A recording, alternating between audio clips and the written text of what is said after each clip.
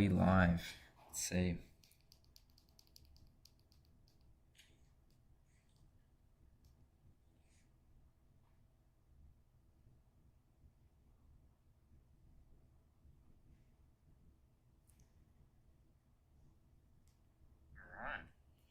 Okay. Are we live? Let's see. Sweet. Audio is working. Just gonna make sure that I can see everything. Okay. So, yeah, MATH2121/2121 revision seminar part 2. So we're going to be looking at the back end of the course. So we're going to be looking at boundary value problems in 1 dimensions, 2 dimensions. We're going to be looking at a bit of generalized Fourier series and some initial boundary value problems in 2D. So I'm just going to make sure the audio is working again, just because. All right, beautiful. Okay, we had a bit of technical difficulties with yesterday's seminar, but yeah, looks to be going smoothly. All right, so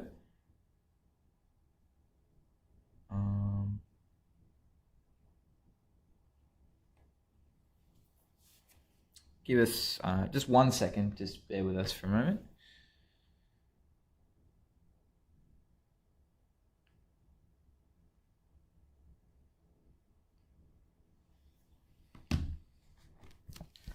Okay, 1 moment.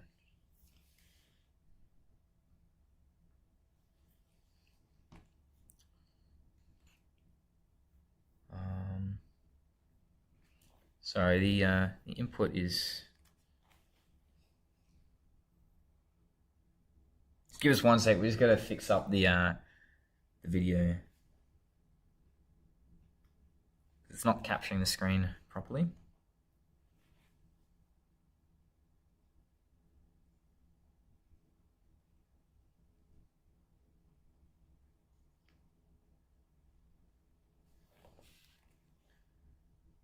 Okay.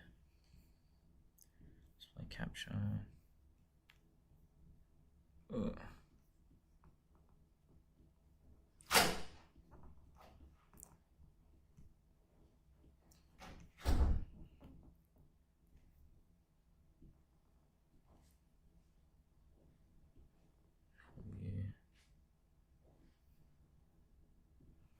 I'll see if this works. I'm just going to check the stream just to make sure that visually we're seeing everything. Okay.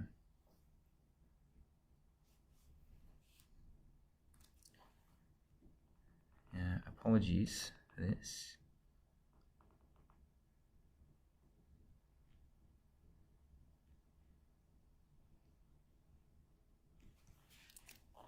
Okay.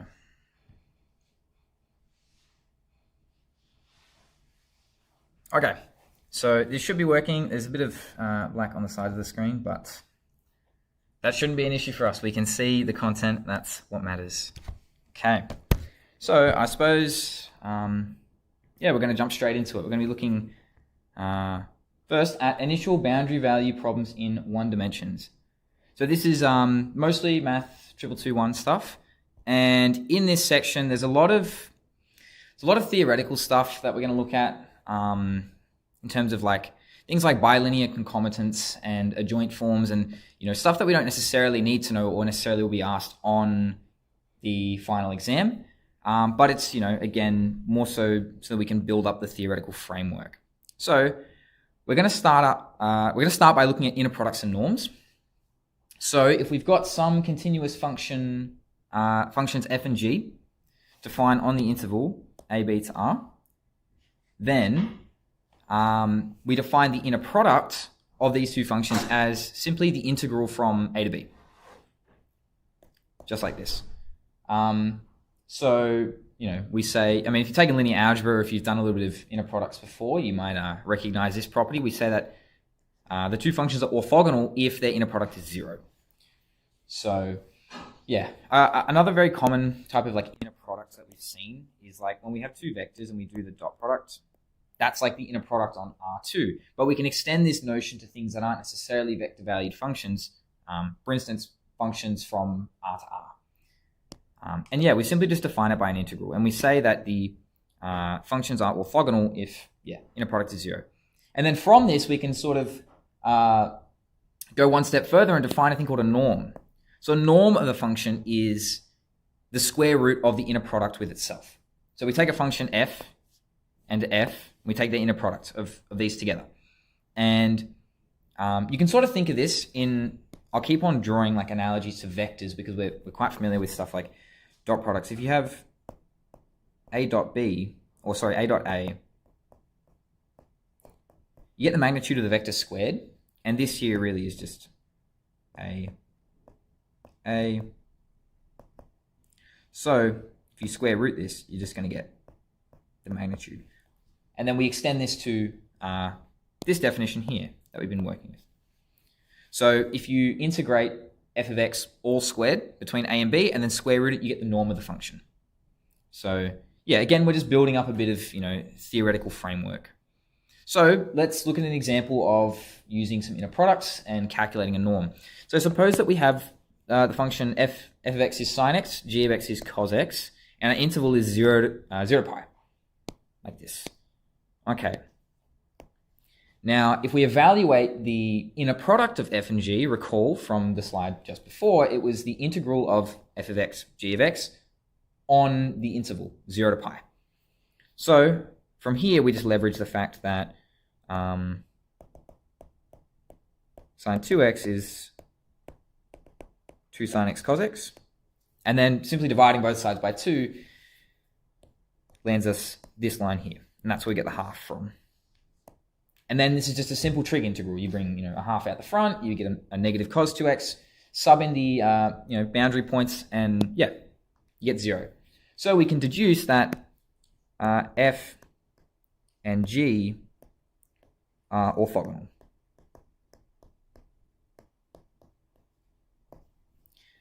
And then calculating the norm is, this isn't anything too crazy. We're just doing the inner product of f and f, and then we square root that. So that's just the integral from 0 to pi of sine squared x. Square root the whole thing, and yeah, so this identity here comes from the fact that sine squared x is a half sine of 1 minus cos 2x. And then, yeah, simple integral from there. So we evaluate the integral first, then square root the whole thing. So the integral will give us pi on 2, and then, of course, the norm, we're just square rooting the whole thing. Okay. So there are some interesting inequalities that come with norms and inner products. The first one, we would have seen this like a million times, the Cauchy-Schwarz inequality. So if you take the absolute value of the inner product of two functions, it's less than or equal to their norms multiplied together. And then we have a corollary here, which is another very, very famous inequality that we've probably seen many times. If you have two continuous functions f and g, you've got that the norm of f plus g is less than or equal to the norm of f plus the norm of g. And we call this the triangle inequality. So again, another very famous result. We've probably seen this many times. Okay, so now we're actually going to move on to some, actually get into the differential equations. So we say that a linear second order 2-point boundary value problem, it's some problem of this form. So we've got an ODE like this, and we've got some interval like this. And the real kicker here is that we've got boundary data. We have this and we have this, right? So this is not just an ordinary second order linear differential equation like the ones that we've seen before. We now have specific data that the system has to obey. And we can sort of look at this and we can extract the essence out of this and generalize what we're looking at. So we can say that really what we're doing here is we're solving some second order linear ODE like that for some boundary condition. X is between A and B. And notice that these kind of look like their own, these kind of look like ODEs in them, themselves. This is a bit like, sort of got like u dash plus 3u. And then obviously we're just subbing a value in. We're subbing in 3. And then this here looks a little bit like u dash plus u. So really, it's like we're solving a second order ODE with between 3 and 5. And we sort of have like 2 other ODEs that it has to abide by. So what we can say is we can write these boundary conditions, which are, you know, ODEs in of themselves, in terms of their own operator. We call these boundary operators. So we denote it B1 and B2. So that's first boundary operator, the second boundary operator, because we're normally given 2 boundary conditions. So there are some interesting things that come with this, right?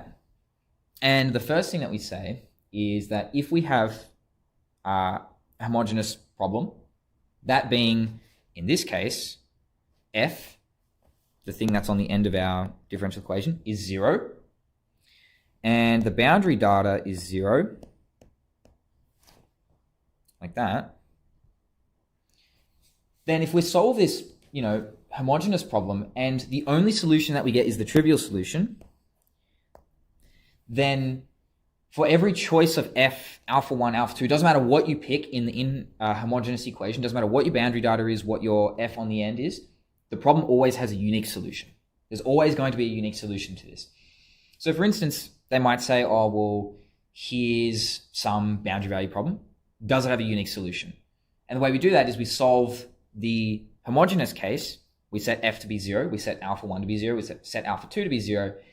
And if we can show that the only solution that exists is the trivial solution, then we can say that, oh, okay, then there has to be a unique solution to it. And there's some cases where we might not just get the trivial solution. And then you might be thinking, oh, well, then what do we do? And we'll cover that. We'll get to that in a moment, because we have to build up a few more things before we get to that. But let's look at exactly a problem like this. So we've got this boundary value problem.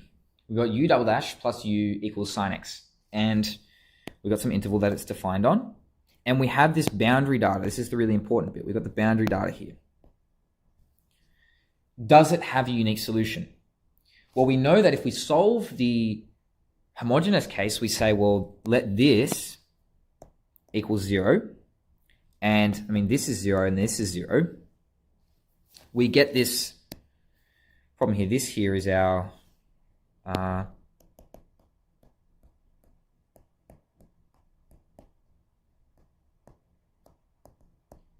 so we're solving this ODE now. So we know, I guess, by inspection, you can just say, well, the general solution is going to be a cos x plus b sine x. We've solved this particular equation a million times. So you can do it by inspection. You can do it with characteristic polynomials, whatever method best suits you. But yeah, if we plug in the boundary data, this is now the difference. We have to plug boundary data in. We say that at x equals 0, the solution u has to be equal to 0. So then we sub in 0 here. We get a cos of 0 gives us a, and b sine of 0 just gives us 0. So we say, okay, the first boundary thing tells us that a has to be 0. That constant must be 0. Okay. So now we plug in the other end of the boundary, pi. We say, well, at x equals pi, our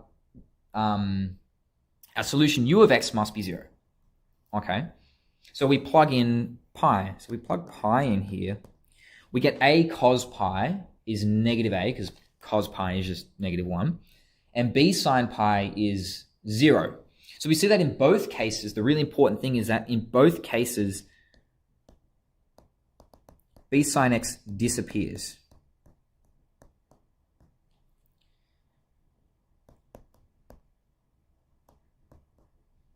For any b. So it doesn't matter what b we pick, it'll always vanish every single time. So we can say, well, I mean, if b is 1, then the sine x will just vanish anyway. So we could just say that u of x is sine x, and that still satisfies the boundary data. So therefore, we can deduce that, well, any solution of the form b sine x satisfies not only just the homogeneous problem here, but it also satisfies the boundary data. So we say that there exists a non-trivial solution of the form b sine x. So this boundary value problem does not have a unique solution. And that is just by theorem 2 here, this really important thing here. So yeah, simple as that. We just show there's a non-trivial solution to the homogeneous problem, and yeah. Now we're going to build up a bit of theory, because really our end goal is to ask, in this case, what criteria does it have to satisfy for a unique solution to exist? So we're going to build up a bit of theory. You don't really have to, I mean, it's nice to know this stuff, but you're not going to be asked to regurgitate the formal adjoint and bilinear concomitant. There was actually a post on the Moodle forum today, and Chris has confirmed that you're not going to be asked to talk about the bilinear concomitant. But in order to formalize a lot of this stuff, we sort of have to introduce this. So we define a formal adjoint as this. Notice that we have A2 inside the bracket. So we are differentiating that constant, or it's not necessarily a constant, we're differentiating A2 twice by doing a bunch of product rule stuff. And then we have an A1 in here as well, and we differentiate that whole thing. And then we introduce this new thing called the bilinear concomitant, which is this. So it's a bit of an interesting expression, but the reason that we care about this is because we can introduce this thing called the Lagrange identity, which is this. Again, we're not going to be asked to regurgitate this kind of stuff, but the Lagrange identity comes up when we look at something called the Fredholm alternative. And that's why we, briefly mention this, so it's not like the Lagrange identity. It's just this mysterious thing that's come out of nowhere. So we'll just very quickly look at the formal adjoint, and we're going to just throw this ODE into its formal adjoint form. So the definition from the last slide was just this. So we can say, well, A2 in this case is just X. This is our A2. I'm going to write this. And then just by computing a series of like product rules, because this whole thing just keeps expanding out when you do a bunch of product rules. So you get this, and then product rule yet again on this first bracket, specifically on the X V dash, gives you this. And then it's just a matter of combining the V's together and the V dashes together. And then we arrive at this final form here. So yeah, again, this isn't really going to be the focus, but it's just good to familiarize ourselves a little bit with this. So formally self-adjoint operators are the more important one. These are the ones that we care about. We want to say, we want to, understand this a bit better, because we have a thing called the formally self-adjoint form, which is really important when we look at stuff like Sturm-Liouville problems. Particularly, this comes up quite a bit in chapter 4, the generalized Fourier series and all that kind of fun stuff, depending on who you ask. So yeah, we say that an operator L is formally self-adjoint if it is equal to its adjoint. So in other words, L equals L star. So if you take the adjoint, you get the same thing. So by equating, we're really just equating L and this thing, this expression here, the adjoint. So if it's formally self-adjoint, you do all that algebra and you end up with this expression here. And this is called the formally self-adjoint form. So this is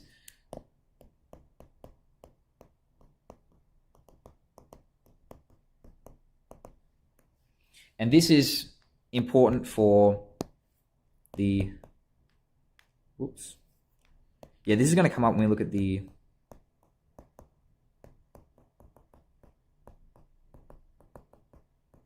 Fredholm alternative. So this is, again, what we're building to. So in order to transform something to formally self-adjoint form, because this is the one that they will ask you on an exam. They will ask you to do this actually quite frequently. If you look at some of the practice papers, a lot of questions involve finding self-adjoint forms. So what you can do is you can take this ODE here, recognizing that A2, A1, and A0 they might be functions of X. They're not necessarily constants. So we divide through by A2. And effectively we get this gives us the ODE U double dash plus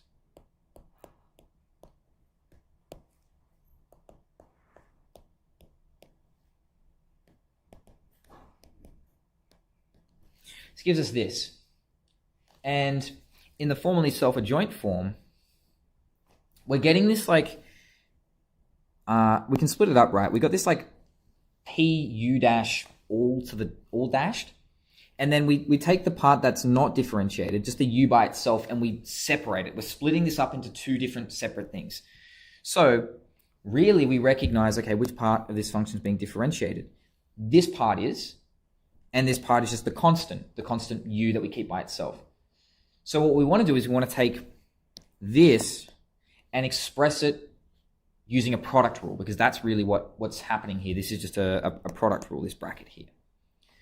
So think back to topic 1, integrating factors, right? We can treat this, we can find the integrating factor of the u double dash and u dash part, and it'll be of this form. This is the integrating factor.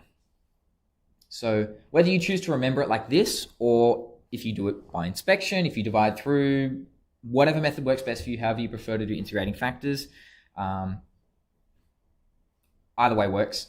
So what we're going to try is taking this differential equation and transforming it into formally self-adjoint form. So we divide through by, we want to divide through by the whole thing. But first we're going to define what the integrating factor is. So we're going to take this formula and we're going to say, well, a1 on a2 is just x on x squared. So then we get the integrating factor is e to the integral of x on x squared. So x on x squared is just 1 on x. The integral of 1 on x is ln x. So we get e to the ln x, and we arrive at x. So what it's saying is that if we divide everything through by the x squared term and then multiply everything by x, we've got our integrating factor, and we've got it in the nice form.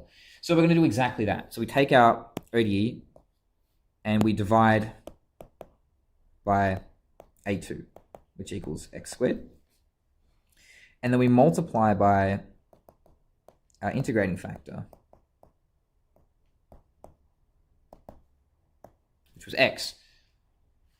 And then we recognize that this here is in a product rule. It's in the form of the product rule. So it just gives us this. Okay. Now, when we do these self-adjoint forms, it's really important that we have our sign convention the right way. Okay, so we're gonna look back at the formula to make sure that we know what has to be positive, what has to be negative. Okay, so the thing in front of our dashed brackets, our product rule form thingy, has to have a negative. And the non-differentiated thing, the QU, has to have a positive in front of it. Okay, so we'll take a mental note of that. So we want really a negative here, and we want a positive here. So we're just going to multiply both sides by -1. So we get this negative out the front here, and we get the positive in between these two terms. And then obviously this function here becomes negative. So then we say that we claim that we have now got it in self-adjoint form. So then we can just identify it, match up the variables with this form and say that P is X, Q is 2 on X, G is -f on X. So yeah. Now, we are nearly able to, formalize this Fredholm alternative. Like, what if our homogeneous equation has a non-trivial solution? What condition must hold for a unique solution to exist? So now that we're equipped with this self-adjoint form, we claim that a self-adjoint operator satisfies this. And this is this is a consequence of the Lagrange identity. So this here is just the Lagrange identity. So again, we have our boundary operators, and we have these new operators here, these new R1, R2 operators, which are these. Now, notice that we've got, our U is just the non-trivial solution. So U, in this case, I'll write this. U of X is the non-trivial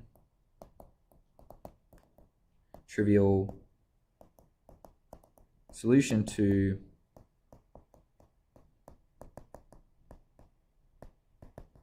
the homogeneous problem. Okay. And then these B's are just the coefficients of our boundary operators. So these coefficients. And then A and B are just the two boundary points that we're evaluating the boundary value problem over. So the two ends of our boundaries. Okay. Now, okay, so we've got this R1, this R2U, and it's like, well, why do we care about that? Well, because this allows us to define the Fredholm alternative. This is really the big climax of this boundary value problem thing. And it's this result here. So again, if we have some boundary value problem of this form, in its most general form, we go through this criteria to work out whether unique solutions exist. You know, as we saw before, so solve the homogeneous system. Okay, so that's F identically equal to 0. Alpha 1 equals alpha 2 equals 0. Sweet. Solve that. If we get a trivial solution, sweet. We say that there's always going to be a unique solution. Doesn't matter what F is, or what alpha 1 is, or what alpha 2 is. If we get a non-trivial solution, now we've got a way to determine whether what criteria must hold. And it's this thing here. We say that the inner product of F and V has to be equal to alpha 1 RV1, or sorry, R1V plus alpha 2 R2V. And what that is we're just evaluating these new operators that we've got here. So if we evaluate these, we evaluate what R1U is, what R2U is, or in this case, R1V. V is just the inhomogeneous solution. Then whatever this gives us is the condition that must be satisfied when we take the inner product of F, the term on the end of our inhomogeneous system, and the homogeneous solution. Okay, so we're going to actually look at a practice problem. Under what condition does this differential equation have a solution? So we've got an inhomogeneous equation. Okay, so we're going to, fingers crossed, we can just solve the the homogeneous problem and its trivial solution. So it's always got a unique solution. But unfortunately, that's not the case, because this is the same differential equation we looked at before. And we deduced that the solution was a sine x, because the sine x always disappeared regardless of what constant you throw on it. So we are forced to use this Fredholm alternative, which is a bit convenient because we just looked at it. Otherwise, we'd be wasting our time. So by the Fredholm alternative, right, we want to work out what these R1, R2 operators evaluate to. And what that requires is we've got this mysterious like P of A and P of B, and that comes from the self-adjoint form. So the first step we want to do, convert this equation to self-adjoint form. Okay, so we've got this, and I'll quickly explain why this is the self-adjoint form. By inspection, you can just say, well, U double dash is just U dash dash. And then we've got the positive here, we've got the plus here. So, but we want the minus at the front. So if we put a minus out here, we have to put a minus in here. So it's just that. And we're not multiplying through by -1, so the F doesn't change. So yeah, we get this self-adjoint form. So from this, we can say, well, if this is in the form negative P of X U dash dash, then P of X is going to be -1, which is convenient because then P of A equals P of B equals -1. It's always -1 no matter what point you sub in. So we want to evaluate what R1V is. And that is simply just using the formulas that we have up here. So R1V, we can choose either one. So in this case, we're going to go with negative P of A V dash A divided by B10. So that's just going to be the constant at the front of our boundary data, right? And yeah, so the reason that we've picked this one, we have two options, but we don't always necessarily have boundary data that's got a U dash something plus a U something equals something. Like with our boundary data, we've only got U of 0 and U of pi. There's no U dash. So it means that if we attempt to use the one that has a B11 in it, or a B21, since those like U dash terms don't exist in our boundary data, we're dividing by 0. Big problem, right? So that's why we just use the other form. We just use this one because this is just 1 and 1. Because the constants here is 1 and 1. Okay, so we plug it in. We get P of A is just -1. It's just -1 everywhere. It doesn't matter what you throw in there. Times A cos 0, because V, recall, was A sine X. Differentiate that, A cos X, plug in A equals 0, you get A cos 0, which is just 1. So we've got -1 from this. We've got just the A from this. And we have we've got a 1 here. But we've also got this -1 out the front. So it's -1A, which is just A. Sweet. So R1V is just A. Now, by similar methods, we say P of B is P of pi, which is -1 because it's always -1 everywhere. V dash, again, A cos X. Sub in B, which is pi, that becomes -1 because cos pi is -1. So we're getting a -1 times a -A over 1 is just, again, A. So by the Fredholm alternative, this nice formula up here, we say it's going to be some alpha 1 times A plus some alpha 2 times A, which is this. So since we got it in this form, this is really just the same as saying alpha outside of, A outside of alpha plus alpha 1 times alpha 2.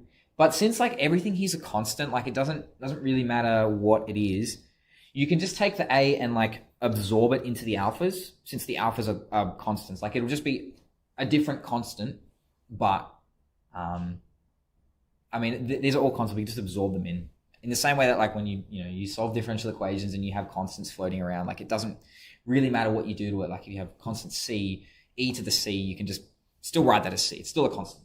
So yeah, we're just absorbing that in there. And recall from the very start, we said that F and V, the inner product of this was 0 to pi, because those are our boundary values. And then V is just sine X.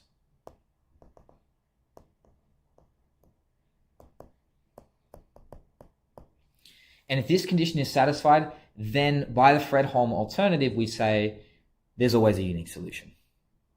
So that wraps up boundary value problems. So the next topic that we're going to be looking at is the generalized Fourier series. And I won't be taking generalized Fourier series. We have Ronald is going to be teaching this. So might just take a break for a sec. I'll just make sure that Ronald is all good to do this at the moment. All right.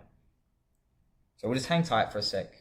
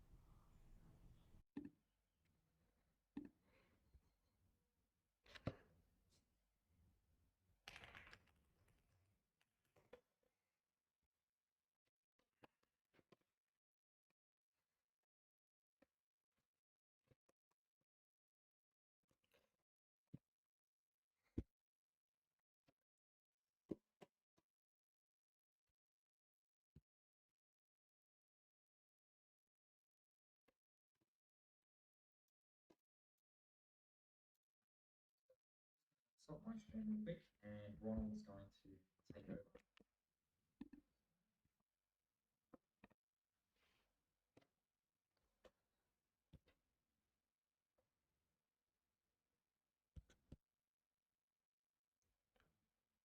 Okay, yep, so everything's pretty good on my end.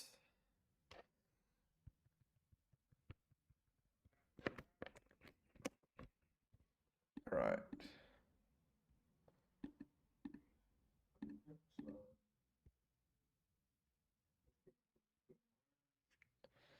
And let's just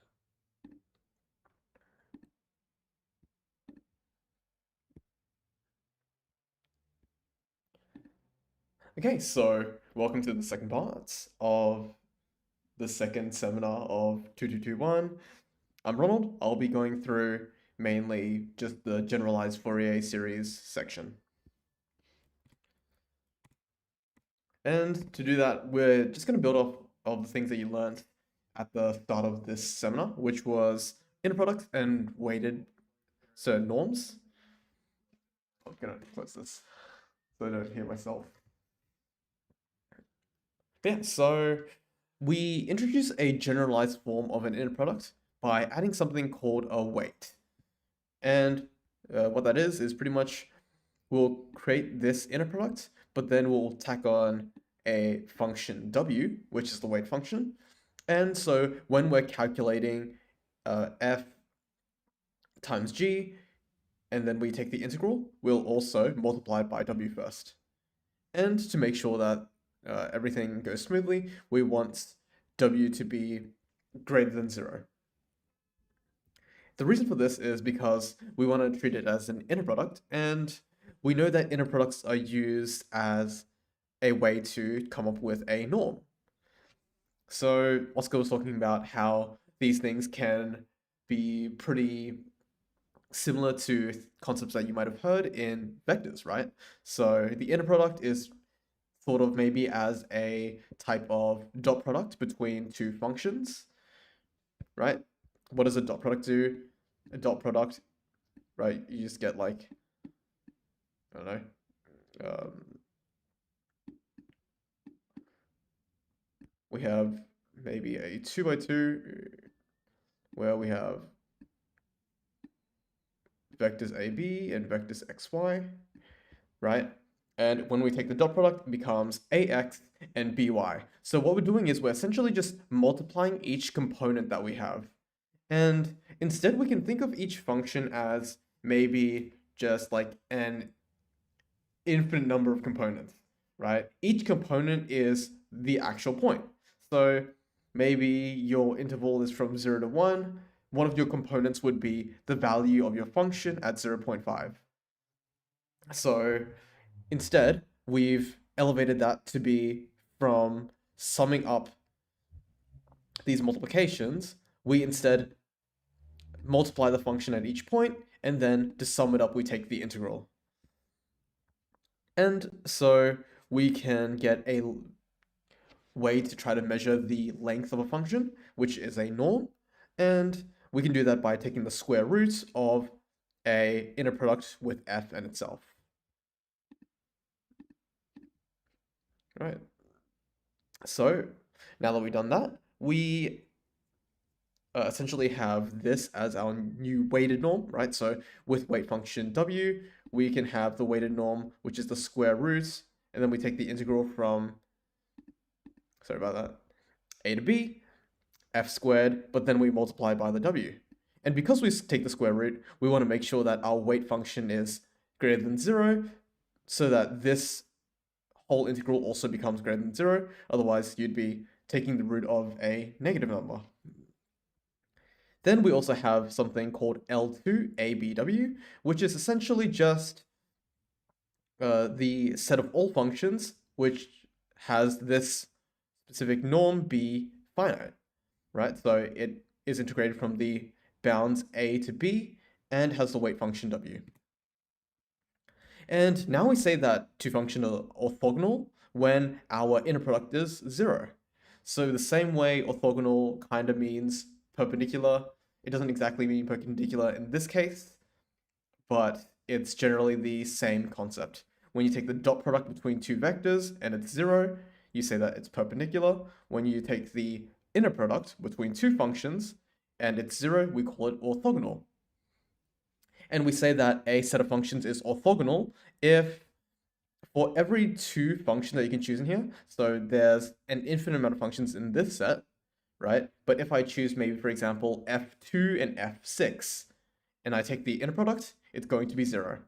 Any two functions I choose, f1 and f13, f1 and f2, f1 and f3, right?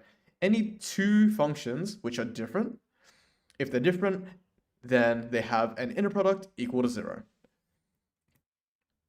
So, why do we care about these concepts? Well, we can use it in something called a Fourier series.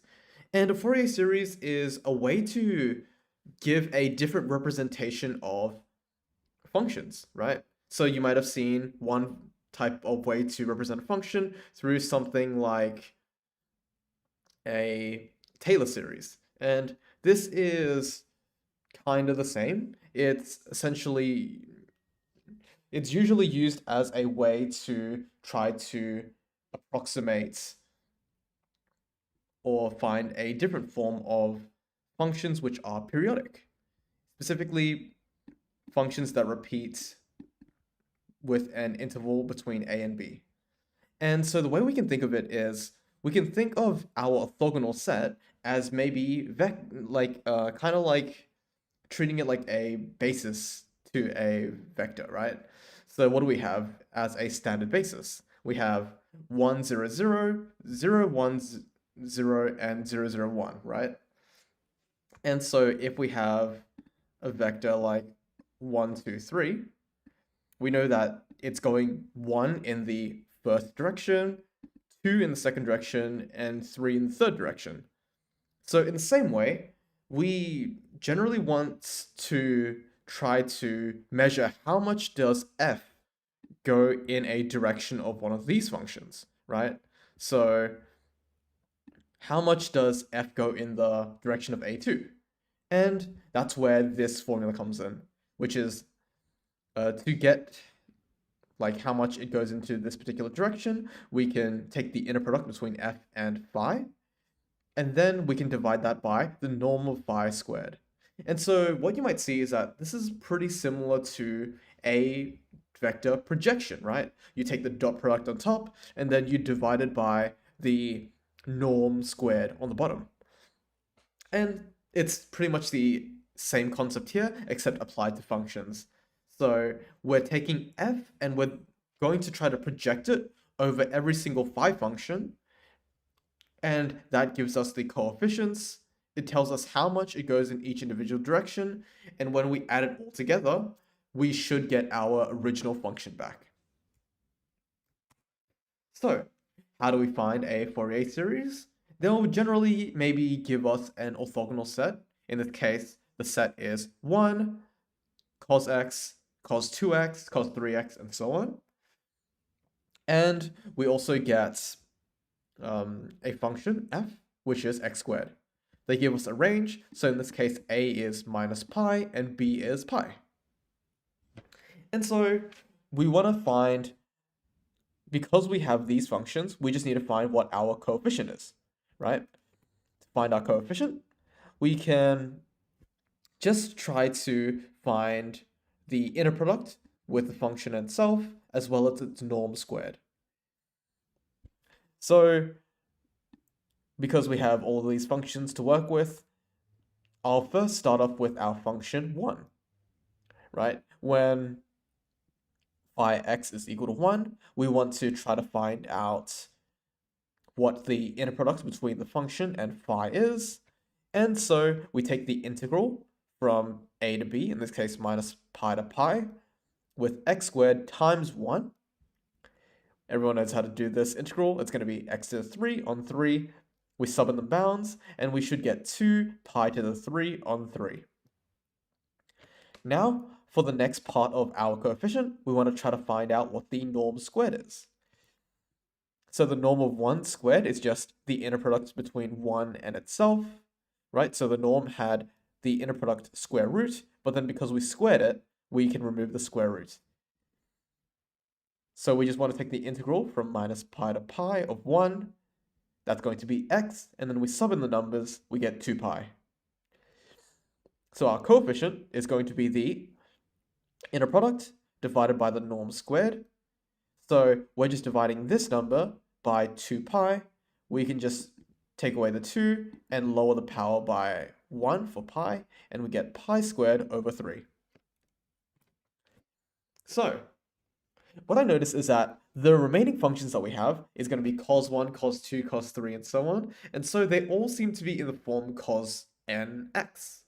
And by just trying to find a general formula for an x where n is an integer, we should be able to find out our answer a bit quicker. Right? Because obviously we don't have enough time in the world to calculate for everything. We just calculated for this general formula. And yeah, let's get started. So it's the same process. We want to start with trying to find the inner product between our function and our phi, which is our direction. We can do that by taking the integral of x squared cos nx from minus pi to pi. And we notice that this is probably just like a by parts, right? Let's just do a by parts. First, we'll integrate this. We'll get sine nx over n. And then we want to sub in our bounds. Then we would take minus the integral of minus pi to pi. And then we take the derivative of our x squared. We get 2x sine nx on n. So that's just standard by parts. And we can sub in our bounds here. We know that any integer times pi is going to be 0 when we put it through the sine function. So both of these bounds, once we put it in, should get 0 from our sine function, and we can just ignore it. We can do another by parts, and you should get something like this. And the main thing to notice from here is we know that n is an integer, and we know that we're simply just integrating cos nx, right? And because it's cos x, but then we multiplied the x, we've essentially just shrunk it by a factor of an integer. We know that it is still going to be 2 pi periodic. This means we can just ignore whatever this integral is. It's just 0, and we can happily move on. Now, we notice that we have 2 minus signs here, so we can cancel these. And what we notice is when we substitute a number, we should get 2 pi cos n pi over n squared for both substitutions. And that will lead to us getting 4 pi on n squared cos pi n. And now what we can do is we can take our inner product, but with cos n itself, right? We're just trying to find what the norm of cos nx is squared.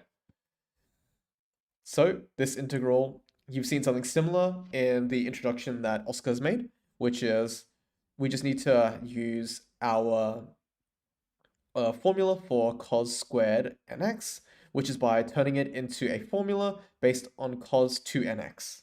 And that allows us to take the integral, which is going to leave us with this right here. Same thing when we sub in our pi bounds into our sign, because 2n is an integer, we should get 0 as this term, so this term is irrelevant, and so we can just substitute it into our function x on 2 here and get pi. So we're doing something similar here. It's just the inner product over the norm squared, right? So the inner product is going to be this, and then we divide it by our norm squared, which is pi. That just gets rid of this pi right here. So we're left with 4 over n squared times cos pi n. But because of the way that n is, right, the fact that n is an integer, we know that multiples of pi, right, cos might look something like this. at 0, it's going to be 1, but then at 1 pi, it's going to be -1. At 2 pi, it's going to be at 1 again. At 3 pi, it's going to be -1. It's going to keep oscillating between -1 and 1. And the power just depends on what integer you have in front. If it's going to be odd, then it's going to be negative. If it's going to be even, then it's going to be positive. So we can actually represent this cos n pi as a -1 to the n. And that's pretty much it. What we can do is, for every single function in our orthogonal set, we can take the function and then multiply it by its coefficient and then add it all together.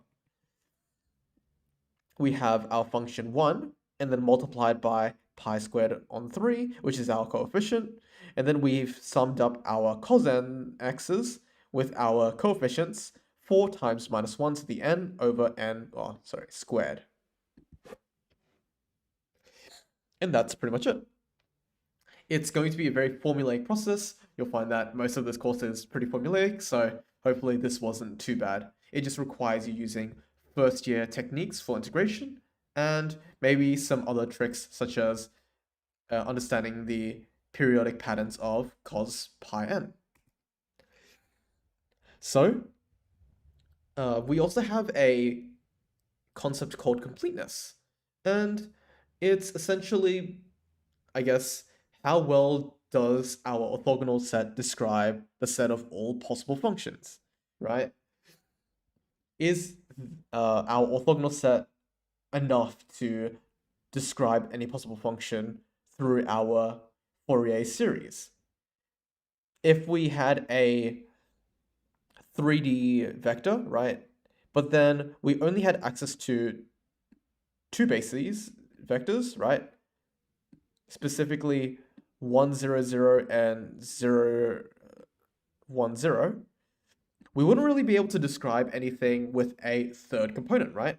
Because neither of these have anything in the third component. So even though they are orthogonal, they are perpendicular to each other, we can't describe every vector with a coefficient multiplied by this vector. And it's kind of the same concept in this case.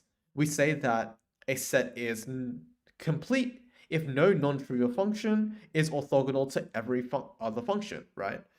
If we find that a function is orthogonal to every other function, that means that we can't, like, that function essentially doesn't go in the direction of these phi's, and so we can't actually describe f fully through a Fourier series. So completeness just makes sure that we can describe every single function that we'd like to in a generalized Fourier series.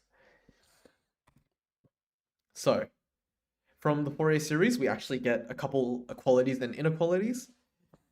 The first thing to note is that generally the norms of f squared is going to be a upper bound for what seems like the coefficient squared times the norm squared of each individual function in our orthogonal set. And what Parsifal's identity says, which is a bit more important, that's the one that will usually come up with in your exams. What that says is, when it is a complete and orthogonal set, then we'll find that this inequality is actually an equality. We find that the norm squared of f is going to be the sum of a squared multiplied by phi norm squared.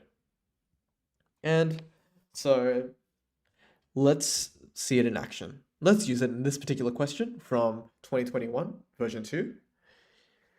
The question pretty much asks, hey, we want to prove this identity, and maybe it might be helpful in knowing this, right? So they'll generally give you a Fourier series that they've already worked out, and they just essentially want you to apply our Parsifal's identity.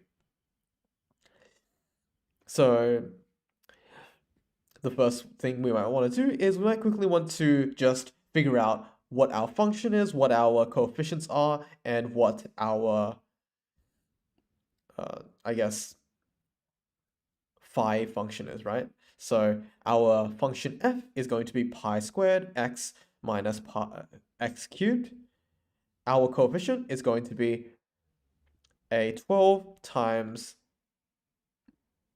minus 1 to the n plus 1, sorry about that, to the n to the 3.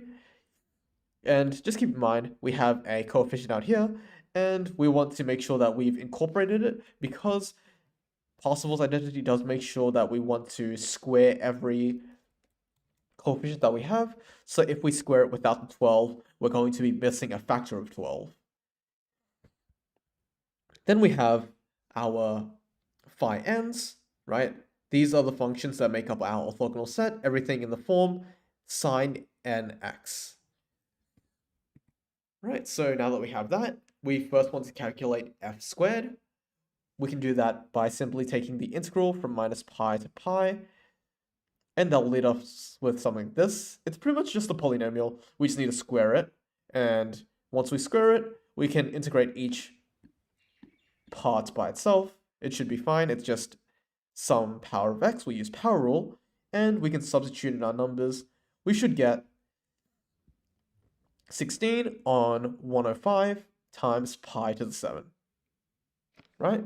So the next thing is, from Parsifal's formula, we've finished this section. We need to square our coefficients, and we need to square the norm. So squaring the coefficients is pretty easy. It's just this, then we square it. Obviously, this is actually meant to be n plus 1 as well. But we notice that because it's minus 1 squared, we should just have this be equal to 1. We can square the bottom to get n to the 6, and square the top to get 144. Nice. So now that we've done that, let's quickly calculate our norm squared of sine nx. It's a pretty similar process to what we've seen. It's just going to be the integral of sine squared nx. Then we can turn this into 1 minus cos 2nx on 2 from our formula. And whoops, there seems to be something else here, right? So remember, when we're trying to integrate this section, we should be dividing by the coefficient here. So there should be a 1 on 2n here. But not to worry, it doesn't really affect our answer. The main reason is because we have pi and minus pi here. When we substitute it into a sign, it should be equal to 0. So this term is irrelevant. And in the same way, we can substitute in our values to our x on 2, and we should get pi as our final answer. So, because we found that every single norm squared of sine nx is pi, we've simply gotten that our f squared, which is 16 on 105 pi to the 7, is going to be the sum of 144 on n to the 6 times pi. Now all that's left to be done is we want to make sure that the thing on our right hand side is going to be a sum of 1 plus 1 on 2 to the 6 plus 1 on 3 to the 6 and so on. And so it's going to be a sum of this. Essentially, we just need to divide both sides by our 144 pi, and that leaves us on our right hand side with the sum that we want. And on our left hand side, we find that we get the number that we want, which is pi to the 6 over 945. So now we're going to move on to Strum-Liouville forms. And Strum-Liouville forms are a special type of ODE, specifically in this form, right? We have px times u dash all dashed. Then we have plus lambda rx minus qx all multiplied by u. And so what you might see is this section and this section, when we move it to the other side, would actually leave us with a self-adjoint form, right? It'd be minus px u dash all dashed plus qx u. And so it would be a self-adjoint form LU, which is equal to lambda r lambda can be any coefficient, but then r and px, these always have to be above 0 between our bounds a to b.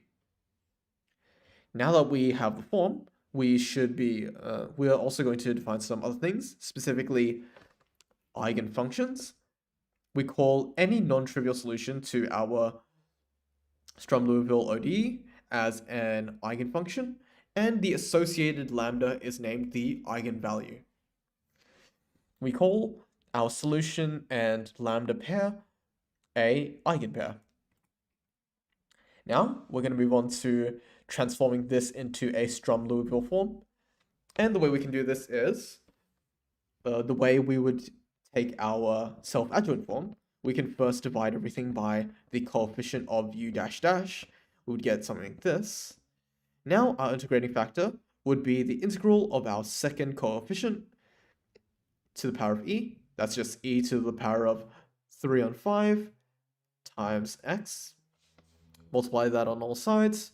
We can take this right here and we can shrink it down into e to the 3 on 5x u dash all dashed. Then on this side, we'll find some kind of coefficient here, right? This can just be representative of our lambda in the Liouville form. Then we have a positive function, e to the 3 on 5x times u. So 3 on 5x, sorry, e to the 3 on 5x, that's going to be our p of x, and that's going to be our r of x, and we're going to have no q. Right, so now that we've put into that form, let's go into regular Sturm-Liouville eigenproblems. So before what we saw was just the ODE, but then the actual eigenproblem is going to be the ODE, but then it contains the boundary conditions, particularly B1, B2, right? This is pretty similar to what you might have seen in our previous section, except our B1u and B2u are going to be equal to 0. Then we're going to find that all of these coefficients are going to be finite and real. The values of a and b have to be finite and real, right? So this has to be a finite interval between two finite numbers. So you can't have one bound be like infinity, right? We must also have PA be non-zero, PB non-zero. So this just ensures that it's going to be, I think, non-singular. And we also have the fact that we have the norms of these added together be non-zero, which essentially just means we can't have like B1 be like 0, right? It can't just be like 0 equals 0 as our boundary condition. Our boundary condition must actually exist. That's pretty much what it says. So let's say that we actually do have a regular Sturm-Liouville eigenproblem. Well, the first fact to note is any two different eigenfunctions that we find, u and v, they are orthogonal, right? Eigenfunctions are orthogonal with a weight function Rx, which means that the inner product between u and v with weight function R should have an integral equal to 0. We also have the fact that eigenvalues are real. If they come from a regular Sturm-Liouville eigenproblem, then it is real. Now we also have our final thing, which essentially says when we do have a Sturm-Liouville problem, it's going to come up with an infinite sequence of eigenfunctions, right? So it's going to give us a bunch of functions phi1, phi2, phi3, and so on, up to as big as we want. And these are going to form a complete orthogonal set. Right, and then we're also going to get this inequality where the value of our first function is going to be less than the eigenvalue of a second function, and so on. So lambda 1 is less than lambda 2 is less than lambda 3, and so we find that lambda k goes to infinity as k goes to infinity. Now, you might see that one of the more common questions, along with trying to transform something into a Sturm-Liouville form, is what is the inequality? Sorry, what is the equality that makes any two eigenfunctions must obey? So, from our previous question, we'll notice that our Sturm-Liouville problem is going to be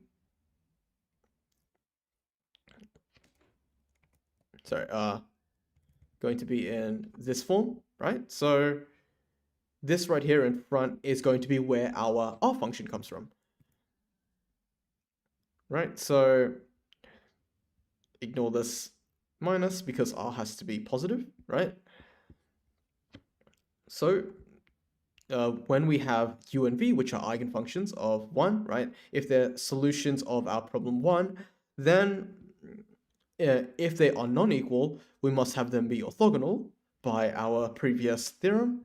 And so when we take our inner product, which is going to be U times V times our weight function R, right, between our bounds, 0 and 1, that should be equal to 0. And that's generally what we want as our equality. So now we're on to our, I guess, biggest question. Usually you'll see in question 4, it's going to be some kind of problem that is I think it's usually like a 2D boundary problem. And the way we're going to tackle this is we're going to usually get a temperature, let's say U, and it's going to be maybe pertaining to a physical object such as a bar of length L, and we're going to say that U satisfies some kind of PDE.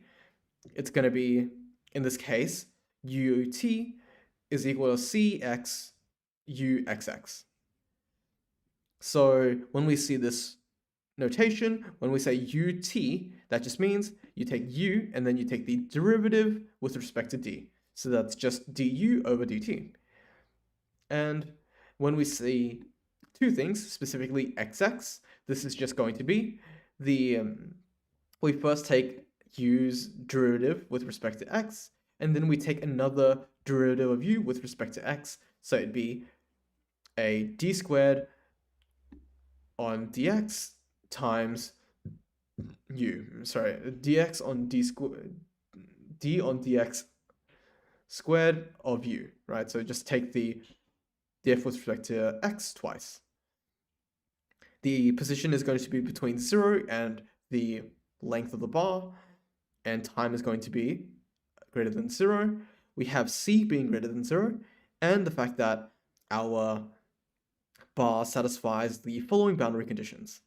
Specifically, u0t is going to be x0, and ux lt is going to be equal to minus kappa ult. And generally what we'll find is they'll be like, hey, use this method, and the method is called separation of variables. What we'll do is we're going to find that it's quite hard to deal with a PDE if it has to do with two variables, specifically x and t. So instead, we're going to say that our solution is going to be a multiplication of a function in t times a function in x. And what that allows us to do is allows us to separate it into two problems with one variable, which we can deal with a lot easier. So to use separation of variables, we'll generally let u be equal to capital X of x times capital T of t, where x is a function of x and t is a function of t. We take the derivative with respect to t. We would treat this part as a coefficient, right? It doesn't have any t things in it, so we just leave it be, and then we take the derivative of t. So we get xt dash. In the same way, when we're taking the derivative of u with respect to x, we'll find that our t of t is going to be pretty much just treated as a constant, and so we're just going to deal with this function. We just diff this twice, and we're done. We're just going to get c squared x dash dash times t. And now what we'll generally try to do is we'll divide both sides by x and divide both sides by t c squared. And the reason we do that is because we can then find that this, which is purely a function of t, and this, which is purely a function of x, is equal to each other. And the only way it's going to be equal is if there are no t variables and x variables in this, and our value is just going to be a constant. Right? So because it is a constant, we can actually just treat, for example, this as its own equation, and t dash being equal to t dash on t c squared being equal to c k as its own equation as well. So from our first equation, we can get x dash dash on x is equal to k. We multiply both sides by x, and we divide our right-hand side with kx, and that gets us x dash dash x minus kxx. And from our other equation, sorry, this should be t, we should get t dash x minus k c squared tx. Right, so it's the same process here. For our second equation, we're just going to multiply both sides by the denominator, and we're going to move everything to one side. And that should get us two equations of this form. And now we're going to look at our boundary conditions. In particular, we have u0t is equal to 0, right? And so what does it say? Pretty much what it says is on our, at position 0, no matter what time it is, the temperature is going to be 0 Celsius. So on the left side of the bar, it's always going to be at 0. Maybe, for example, it's submerged in a really cold liquid, and it's kept at a constant temperature. Right, so that's maybe some way we can try to interpret that. And because we know that u has some form of xx, tx, we know that substituting this in, we can substitute our x value and our t value. We would get x0 and tt. And because we want to deal with non-trivial solutions, right? If t was equal to 0, then u would be equal to 0, and so there would be no point in trying to find out what x is. We want to make sure that tt is not 0, and the only way to do that is by making sure that x0 is equal to 0.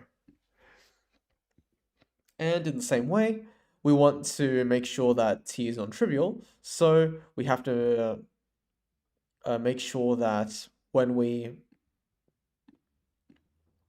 factorize out our tt, right, we should get x dash l plus kappa xl equal to 0. And we can interpret this as saying that the rate of change of the temperature is going to be inversely proportional to our actual temperature at that point. So now that we have the two boundary conditions, what we can do is we can actually solve for x, right? So the problem with just solving for x straight up is the fact that it's going to be in the form of x dash dash x minus x, kx kx. A bit confusing, but pretty much the solution of this will change a lot, right? It's going to change specifically on the value of k. In particular, if it's positive, if it's 0, if it's negative.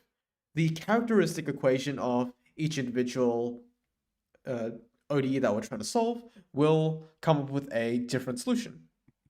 To combat this, we'll generally work in cases. We'll say, hey, for k, which is positive, we can let this be equal to some mu, and let k be equal to mu squared.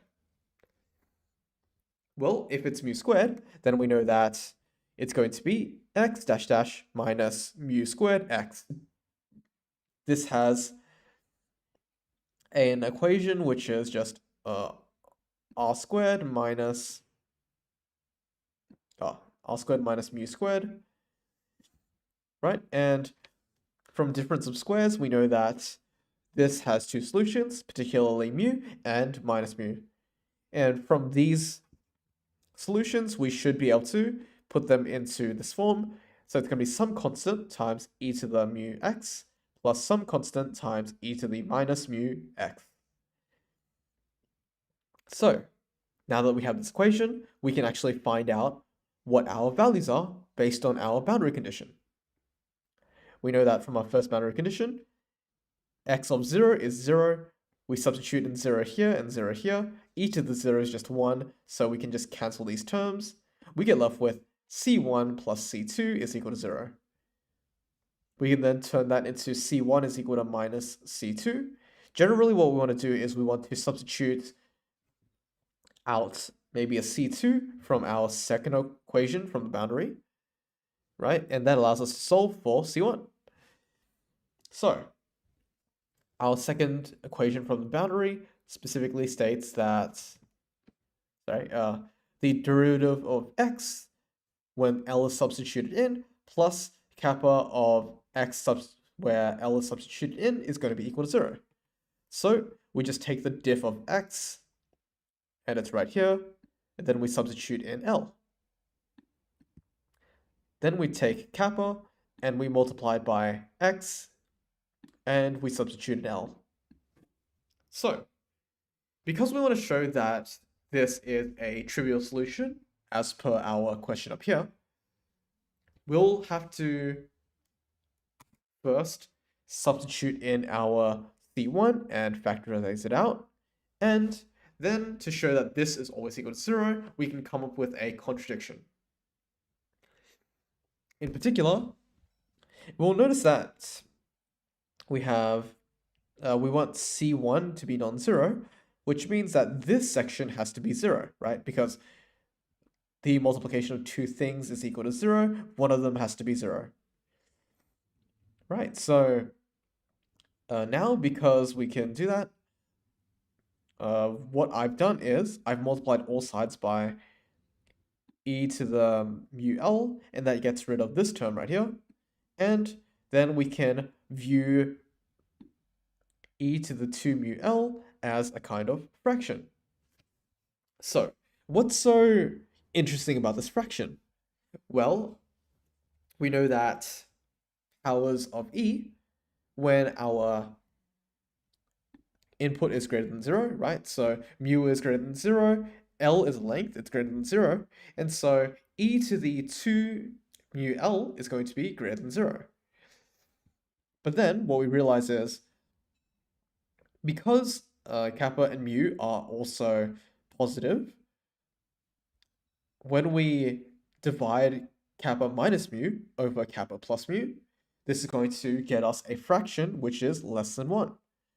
And that's where the contradiction comes from. This section says that it should be greater than 1, but this section says that it should be less than 1. And so we get the contradiction that 1 is greater than itself. This means that C1 has to be 0, otherwise it'd come up with a contradiction. And so, because we found what C1 is, we know that C1 is equal to minus C2. C2 has to be 0 as well. The only solution is a trivial one. So, we want to show that in the case of x equals 0, the only solution that exists is the trivial one. So, what we can do is we can first suppose that k is equal to 0. Then, because k is equal to 0, we usually see x dash dash minus kx that term was gone, so we're just left with x dash dash 0. We can solve this like a normal equation. We would get x is equal to some constant times a plus b, so a general form of a line. Now, from our first boundary condition, when we substitute in 0, we should get 0 back. So when we substitute in 0, this term vanishes and we get b equals 0. From our other condition, we get that the diff of x substituting L is plus kappa times a substituting L is going to be equal to 0, right? So because we know b is 0, our x is simply a of x. We take the diff, we just get a, and we get kappa of a with L substituted in, so it's going to be AL. We can factorize out a, and we get a times 1 plus kappa L is equal to 0. Kappa and L are greater than 0, they're positive, so 1 plus kappa and L is going to be a positive number. It can't be 0, so the only possibility is that a is equal to 0. This means that x is a trivial solution, and we won't have a solution when k is equal to 0. And our final solution is, to find that when k is less than 0, we actually do get a solution. In particular, what we can do is we can first find out that because k is negative, there has to be some mu, such that k is equal to minus mu squared. Then we'll notice that because it's equal to minus mu squared, when we substitute it in, we'll get x dash dash plus mu squared x. From our characteristic polynomial, we'll get r squared plus mu squared.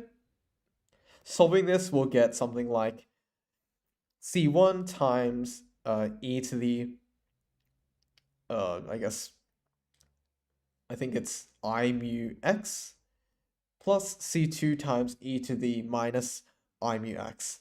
And when we add these forms together, we'll get something like this. In particular, c1 is going to be the coefficient of sine mu x, and c2 is going to be a coefficient of cos mu x. Add these together, that's the general form of our function x. And using our first condition, we'll get x, when we substitute in 0, is going to be 0, right? So when we substitute in 0, we'll find that this term vanishes because sine of 0 is equal to 0. But then cos of 0 is actually equal to 1.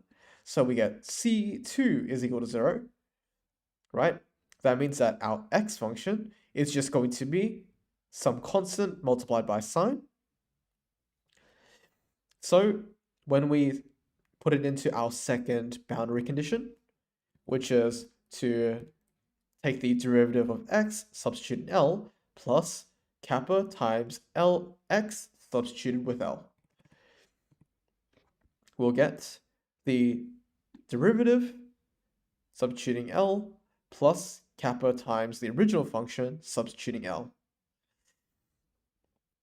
We can factorize out our c1, and if we want to make sure that c1 is not 0, right, we need to make sure that this right here is 0. In particular, we can rearrange this equation. We can divide all sides by cos to get tan mu L is equal to minus mu on kappa. So it turns out that we actually do have a solution, particularly when our mu follows this particular equation, right? So we would say take mu n to be the nth solution of this equation, and the valid k value would just be minus that mu squared. And we find that because this is our solution, one possible eigenfunction is going to be x with a subscript n, just to differentiate it, just to see what solution that we're using is going to be sine mu n times x. So this is going to be the form of all of our solutions. Next, now that we've solved for x, we can solve for t. And generally t is quite easy because we know what k values everything works for. In particular, we have t dash minus kc squared times t is equal to 0. This, if we solve for it in any method you like, maybe for example, you use like an integrating factor or like anything else, we'll get this, right? We'll get some constant multiplied by e to the k c squared t, right? So just keep in mind this c and this c should be different, right? This is just some random constant. I guess we can also call it like a, right? So any constant times e to the k c squared t. Now, our goal is just to substitute in what our k value might be, and so our nth possible k value is just going to be minus mu n squared. So one possible function for t is just going to be some coefficient multiplied by e to the minus mu n squared c squared t, right? This one is a lot more simple. It's just taking our k value from before and substituting it into our equation after solving for it. And so the question becomes, how do we find a general solution for u? The way we do that is because we found all possible functions for x and also what their t value would look like, we find that, for example, one possible u function would just be our function right here multiplied by our function right here. And so every solution has a form that kind of looks something like this. A coefficient times e to the something times sine mu n x. And because we have an infinite amount of solutions from the infinite amount of solutions that our tan equation had, right? This equation has pretty much an infinite amount of solutions. Each one of these can be a solution to u, and so we can simply superimpose them, right? We can use superposition to get that the solution of u is just the sum of everything of this form. And that should conclude our question 4. And it turns out it's actually the form of a lot of other types of questions. Generally, you'll find that when we're solving a 2D boundary problem, we'll start off with letting u be equal to some function of x times some function of t. We find out what the boundary conditions are. After we do that, we can separate it into two separate ODEs, one specifically for x and one specifically for t. Now that we've done that, we can generally either just solve it normally, like we did with t, or we can solve it by taking cases, such as how we did it for x. Right, once we do that, we can just use superposition and find our general solution. So, now it gets to our final topic, which is going to be dealing with elliptical operators. Generally, we'll find that a partial differential operator is going to have this kind of form. It's going to be some kind of sum of, I guess, u with two diffs multiplied by some constant coefficient plus u with one derivative multiplied by some coefficient plus u with some coefficient. And what we can essentially do is we can take all these coefficients, form a matrix, and we say that a problem is elliptic if it satisfies the following condition. For all vectors of r to the d, if psi transpose times a times xi is greater than or equal to some constant times norm, then we say that it's elliptical. And so one thing we need to keep notice is we need to make sure that we have to be able to choose our c value. Just because this section is greater than 0 doesn't mean that a c value exists, right? Because we could have a trend where a sequence of size that we choose, right, it kind of tends towards 0, right? It gets as close as we want without getting to 0. And so we might have the situation where this side is always greater than 0, but then there's just no suitable c value. Though this usually won't be the case. So a question might look something like this. We might be like, hey, here's a partial differential operator. Can you find our whether the operator is elliptical or not? And so, whoops, there seems to be a mistake. This should be xx, meaning the derivative of x, right? So this should just be u, but then the subscript should contain x.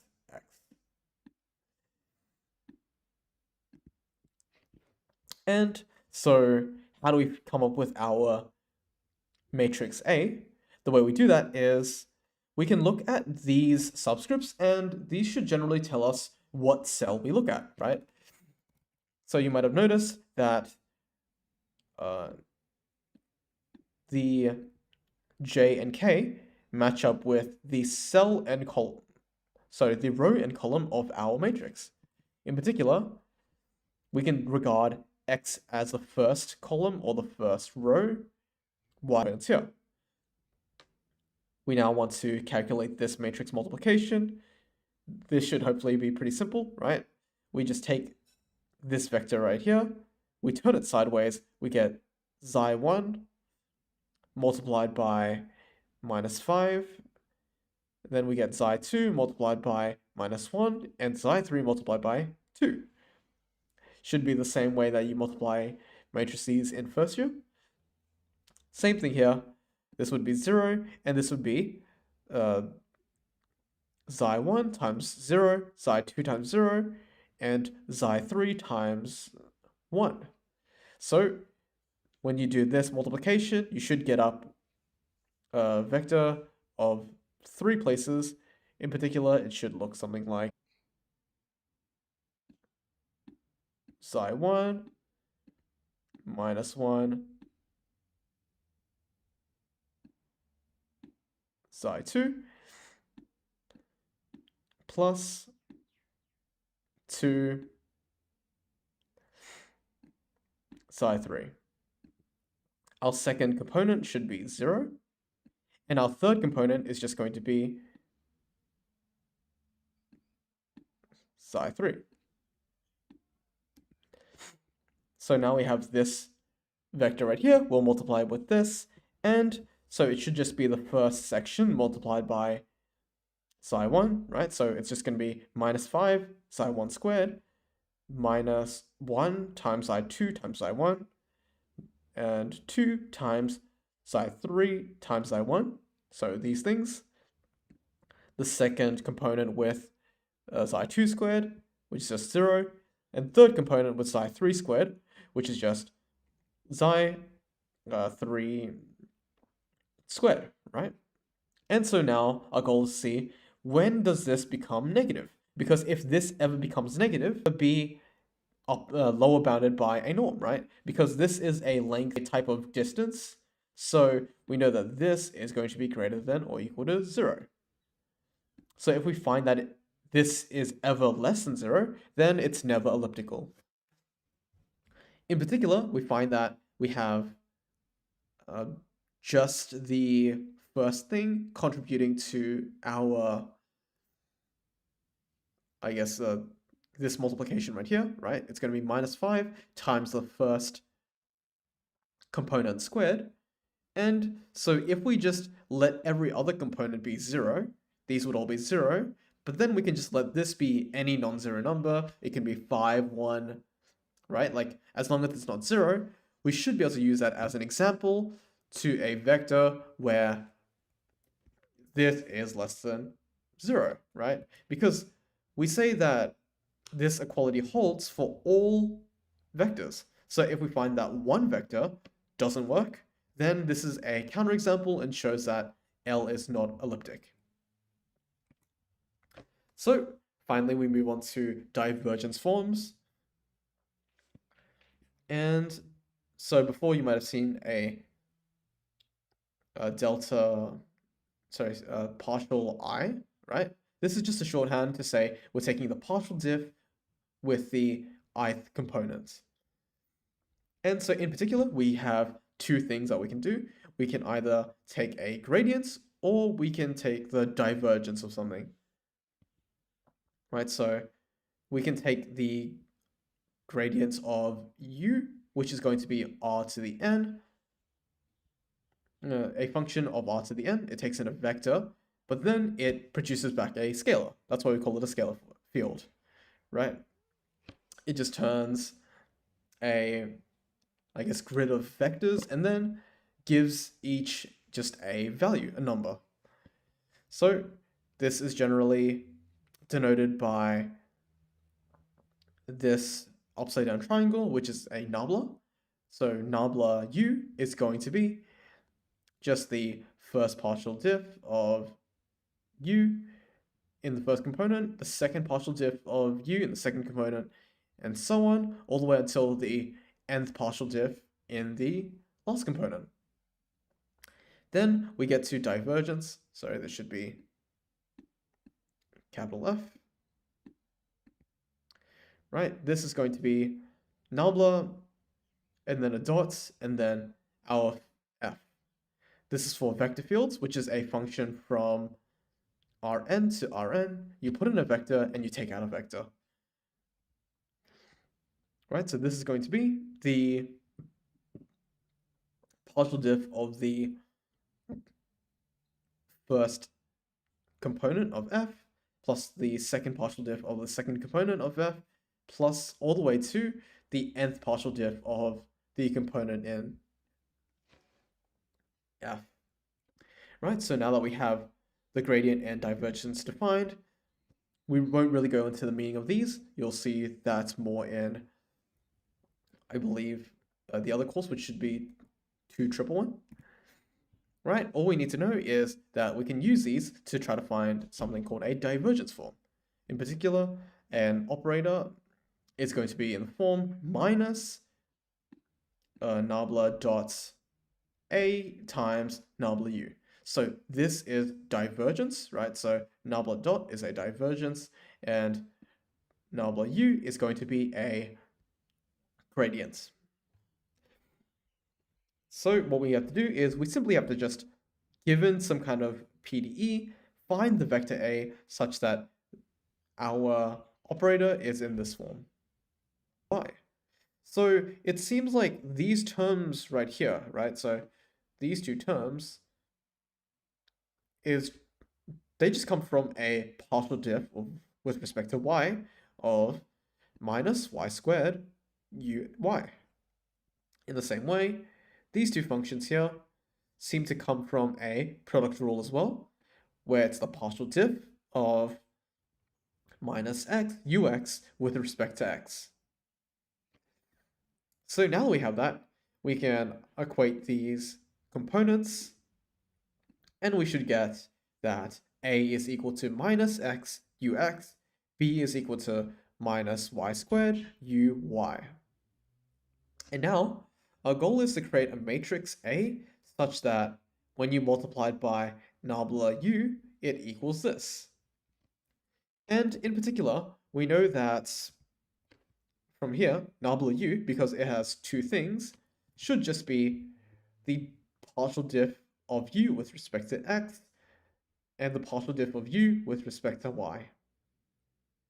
So the only matrix that would make sense would be this. It would be minus x here and minus y squared here, right? Because if this was non-zero, then when we multiply nabla u, we would get this as a value here, right? But we see that there's no value correlating with the partial diff of u with respect to y in the first component of a vector.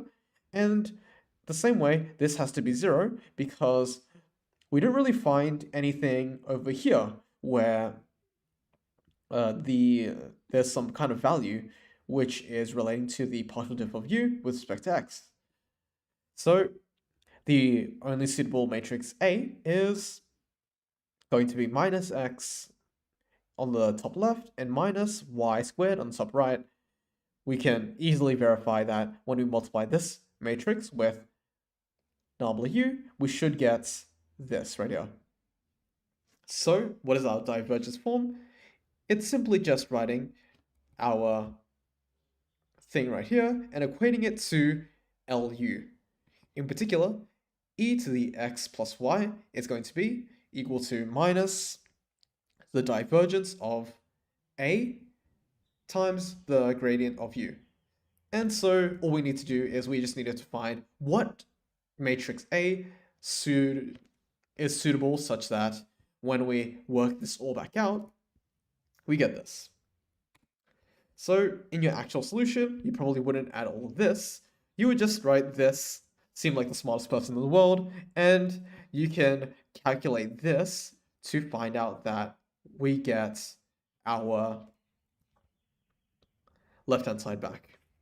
And that's pretty much the gist of the question, right? We just have to find A by working backwards, and then we can actually prove that this does find our